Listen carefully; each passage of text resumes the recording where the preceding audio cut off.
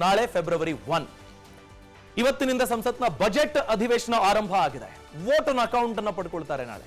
ಹಾಗಾದ್ರೆ ನಾಳೆ ಈ ವೋಟ್ ಆನ್ ಅಕೌಂಟ್ ಅನ್ನೋದೇನಿದೆ ಇದು ಎಷ್ಟರ ಮಟ್ಟಿಗೆ ಇಂಪಾರ್ಟೆಂಟ್, ಏನಾದ್ರೂ ಜನಪ್ರಿಯ ಘೋಷಣೆಗಳನ್ನು ನಾವು ಎಕ್ಸ್ಪೆಕ್ಟ್ ಮಾಡೋದಕ್ಕೆ ಸಾಧ್ಯನಾ? ಆ ಕುರಿತ ಅಪ್ಡೇಟ್ಸ್ ಅನ್ನು ತಿಳ್ಕೊಳ್ತಾ ಹೋಗೋಣ. ಬಜೆಟ್ ಅಧಿವೇಶನ ಇವತ್ತು ಆರಂಭ ಆಗ್ತದೆ. ನಿರ್ಮಲಾ ಸೀತಾರಾಮನ್ ದಾಖಲೆಯ ಬಜೆಟ್ ಅನ್ನ ಮಂಡನೆ ಮಾಡಲಿದ್ದಾರೆ. ನಮೋ ಲೆಕ್ಕಾಚಾರದಂತ ದೇಶದ ಚಿತ್ತ ಇದೆ. ಬಿಕಾಸ್ ಈಗ ಅವ್ರು ಏನೆಲ್ಲ ಅಲೋಕೇಶನ್ ಅನ್ನು ಮಾಡ್ತಾರೆ, ಇಂಪ್ಲಿಮೆಂಟ್ ಮಾಡೋದಕ್ಕೆ ಟೈಮ್ ಇಲ್ಲ.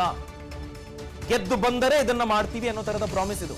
ಹೊಸ ಘೋಷಣೆ ಏನಾದ್ರೂ ಮಾಡುವ ಸಾಧ್ಯತೆಗಳಿರ್ತಾವ ಕೇಂದ್ರ ಸರ್ಕಾರದಿಂದ? ಯಾವ ವಲಯಕ್ಕೆ ಏನು, ಯಾರಿಗೆ ಬಂಪರ್ ಗಿಫ್ಟ್, ಈ ಪ್ರಶ್ನೆಗಳಿದ್ದಾವೆ. ಬಜೆಟ್ ಅಧಿವೇಶನದ ಕಡೆಗೆ ಎಲ್ಲರ ಚಿತ್ತ. ಬಿಕಾಸ್ ಈ ಬಜೆಟ್ ಅಧಿವೇಶನದಲ್ಲಿ ಯಾವ ತರದ ದಿಕ್ಕನ್ನ ತೋರಿಸ್ತಾರೆ ಅನ್ನೋದನ್ನ ನೋಡಿಕೊಂಡು ಕರ್ನಾಟಕ ರಾಜ್ಯದ ಬಜೆಟ್ ಸಹ ಒಂದಷ್ಟು ಶೇಪ್ ಅನ್ನು ಪಡ್ಕೊಳ್ಳುತ್ತೆ. ಸೊ ಈ ತರದ ಅಲೋಕೇಶನ್ ಇದೆ, ನಾವು ಕೇಂದ್ರದಿಂದ ಇದನ್ನ ಎಕ್ಸ್ಪೆಕ್ಟ್ ಮಾಡಬಹುದು, ಈ ಯೋಜನೆಗಾಗಿ ನಾವು ಈ ರೀತಿಯ ಹಣವನ್ನು ಹೊಂದಿಸಿಕೊಳ್ಬೇಕಾಗತ್ತೆ, ಹೀಗೆ ಒಂದು ಕ್ಲಾರಿಟಿ ಸಿಕ್ಕಿಬಿಡುತ್ತೆ. ಅಷ್ಟು ಇಂಪಾರ್ಟೆಂಟ್ ಇದು. ಇವತ್ತು ಜಂಟಿ ಸದನವನ್ನು ಉದ್ದೇಶಿಸಿ ರಾಷ್ಟ್ರಪತಿಯವರು ಭಾಷಣವನ್ನು ಮಾಡಲಿದ್ದಾರೆ. ದ್ರೌಪದಿ ಮುರ್ಮು ಅವರು ಫೆಬ್ರವರಿ 9ರವರೆಗೆ ಬಜೆಟ್ ಅಧಿವೇಶನ ನಡೆಯುತ್ತೆ. ಒಟ್ಟು 10 ದಿನಗಳ ಕಾಲ ಈ ಚರ್ಚೆಗಳು ಇದೆಲ್ಲವೂ ಆಗುತ್ತೆ. ಇವತ್ತು ಆರಂಭ ಆಗೋದು ರಾಷ್ಟ್ರಪತಿಗಳವರ ಅಡ್ರೆಸ್ ನಿಂದಾಗಿ. ಆ ಕುರಿತ ಅಪ್ಡೇಟ್ಸ್ ಅನ್ನು ನೋಡ್ತಾ ಹೋಗೋಣ. ಫೆಬ್ರವರಿ 9ರವರೆಗೆ ಬಜೆಟ್ ಅಧಿವೇಶನ ನಡೆಯುತ್ತೆ. ನಾಳೆ ಕೇಂದ್ರ ಸರ್ಕಾರದ ಮಧ್ಯಂತರ ಬಜೆಟ್ ವೋಟ್ ಆನ್ ಅಕೌಂಟ್ 17ನೇ ಲೋಕಸಭೆಯ ಕೊನೆಯ ಬಜೆಟ್ ನಾಳೆ ಮಂಡನೆ ಆಗುತ್ತೆ. ಯಾಕೆಂದ್ರೆ ಆ ಬಳಿಕ ಎಲೆಕ್ಷನ್ಗೆ ಹೋಗ್ತಾರೆ.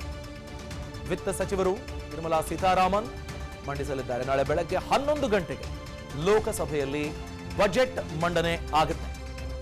ಸೊ ಜನಪ್ರಿಯ ಅಥವಾ ಜನಪರ ಈ ಡಿಫರೆನ್ಸ್ಗಳನ್ನ ಜನರ ಮುಂದೆ ತರಬಹುದಾದ ಯಾವ ಘೋಷಣೆಗಳನ್ನ ನಾವೇನಾದ್ರೂ ಎಕ್ಸ್ಪೆಕ್ಟ್ ಮಾಡೋದಕ್ಕೆ ಸಾಧ್ಯನಾ? ಈಗ ಕಾಲ ಪಕ್ವವಾಗಿದೆಯಾ?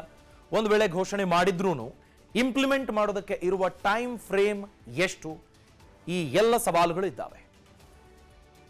ಜೊತೆಗೆ ಯಾವ ವಲಯಕ್ಕೆ ಎಷ್ಟು, ಯಾರನ್ನ ಫೋಕಸ್ ಮಾಡಿಟ್ಕೊಂಡು ಇದರಲ್ಲಿ ಘೋಷಣೆಗಳನ್ನು ನಾವು ಎಕ್ಸ್ಪೆಕ್ಟ್ ಮಾಡಬಹುದು, ಇದೆಲ್ಲವೂ ಮುಖ್ಯ ಆಗುತ್ತೆ. ಯಾಕೆಂದ್ರೆ ಜನ ಬಹಳ ಆಕ್ಟಿವ್ ಆಗಿಬಿಟ್ಟಿದ್ದಾರೆ. ಈಗ ಪ್ರತಿ ಘೋಷಣೆಯನ್ನು ಸೂಕ್ಷ್ಮವಾಗಿ ಗಮನಿಸಿ ಎಲ್ಲಿ ಅದು ಇಂಪ್ಲಿಮೆಂಟ್ ಆಯ್ತಾ ಅಂತ ಕೇಳುವಂಥದ್ದಿದೆ. ರೈತರ ಆದಾಯದ ಡಬಲ್ ಫಾರ್ ಎಕ್ಸಾಂಪಲ್ ಕೇಳ್ತಾರೆ, ಅದ್ರ ಬಗ್ಗೆ ಪದೇ ಪದೇ. ಯಾವಾಗ ಪ್ರಾಮಿಸ್ ಮಾಡಿದ್ದು ಏನಾಯ್ತು?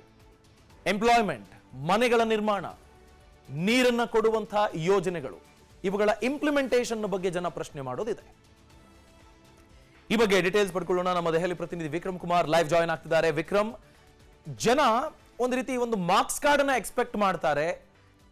ಈ ಲೋಕಸಭೆಯ ಕೊನೆಯ ಬಜೆಟ್ ವೋಟ್ ಆನ್ ಅಕೌಂಟ್ ಏನನ್ನ ಎಕ್ಸ್ಪೆಕ್ಟ್ ಮಾಡಬಹುದು? ನಾಳೆ ಜನಪ್ರಿಯ ಯೋಜನೆಗಳ ಕಾತುರತೆ ಜನರನ್ನ ಕಾಡ್ತಾ ಇರಬಹುದು, ಆದ್ರೆ ಆ ತರದ ಸಿನಾರಿಯೋ ಇದೆಯಾ ನಾಳೆಗೆ?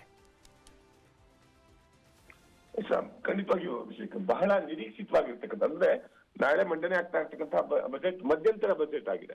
ಮತ್ತೆ ಒಂದ್ ವೇಳೆ ಅಧಿಕಾರಕ್ಕೆ ಬಂದಂತಹ ಸಂದರ್ಭದಲ್ಲಿ ಅಂದ್ರೆ ಬೇರೆ ಬೇರೆ ರೀತಿಯಂತ ಅನಿರೀಕ್ಷಿತ ಘೋಷಣೆಗಳನ್ನ ಕೊಟ್ಟು ಘೋಷಣೆ ಮಾಡಿ ಬಜೆಟ್ ನಲ್ಲಿ ಇಂಪ್ಲಿಮೆಂಟ್ ಮಾಡುವಂತ ಸಾಧ್ಯತೆಗಳು ಇರಬೇಕು. ಸೊ ಈ ನಿಟ್ಟಿನಲ್ಲಿ ಒಂದಿಷ್ಟು ಆಲೋಚನೆಗಳನ್ನ ಮಾಡಿ ಸೊ ಮೂಲಭೂತವಾಗಿ ಜನರಿಗೆ ಎಲ್ಲರಿಗೂ ಕೂಡ ತಲುಪಬೇಕು ಅಂತಹ ಒಂದಿಷ್ಟು ಯೋಜನೆಗಳನ್ನ ಜಾರಿಗೆ ತರುವಂತಹ ಪ್ರಯತ್ನಗಳು ಆಗುವಂತಹ ನಿಟ್ಟಿನಲ್ಲಿ ಒಂದು ಬಜೆಟ್ ಮಂಡನೆ ಆಗುವಂತಹ ಸಾಧ್ಯತೆಗಳಿದೆ.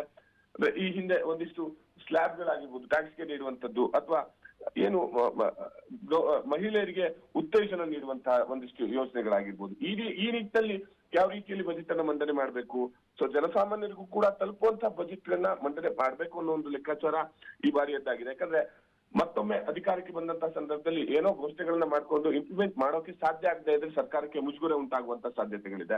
ಸೊ ಈ ನಿಟ್ಟಿನಲ್ಲಿ ಮಧ್ಯಂತರ ಬಜೆಟ್ ಆದ ಕಾರಣ ಒಂದಿಷ್ಟು ಜಾಗೃತಿಯನ್ನು ವಹಿಸಿ ಒಂದು ಬಜೆಟ್ ಮಂಡನೆ ಮಾಡೋಕೆ ಈಗಾಗಲೇ ಸಿದ್ಧತೆ ನಡೆಸಲಾಗಿದೆ ಅಂತ ಹೇಳಿ ಕೇಂದ್ರ ಸರ್ಕಾರದ ಮೂಲಗಳು ಕೂಡ ತಿಳಿಸಿರುವಂತದ್ದು. Abhishek, thank you Vikram Kumar. ಅನುಕ್ಷಣದ ಸುದ್ದಿಗಳಿಗಾಗಿ Vistara news YouTube channel subscribe ಮಾಡಿ. ಹೊಸ ಸುದ್ದಿಗಳ ನೋಟಿಫಿಕೇಶನ್ಗಾಗಿ ಬೆಲ್ ಐಕಾನ್ ಕ್ಲಿಕ್ ಮಾಡಿ. ಲೇಟೆಸ್ಟ್ ಅಪ್ಡೇಟ್ಸ್ಗಾಗಿ www.vistaranews.com ವೆಬ್ಸೈಟ್ಗೆ ವಿಸಿಟ್ ಮಾಡಿ. ಅಂಗೈಯಲ್ಲೇ ಜಗತ್ತಿನ ಸುದ್ದಿ ತಿಳಿಯಲು Vistara news Kannada app download ಮಾಡಿ.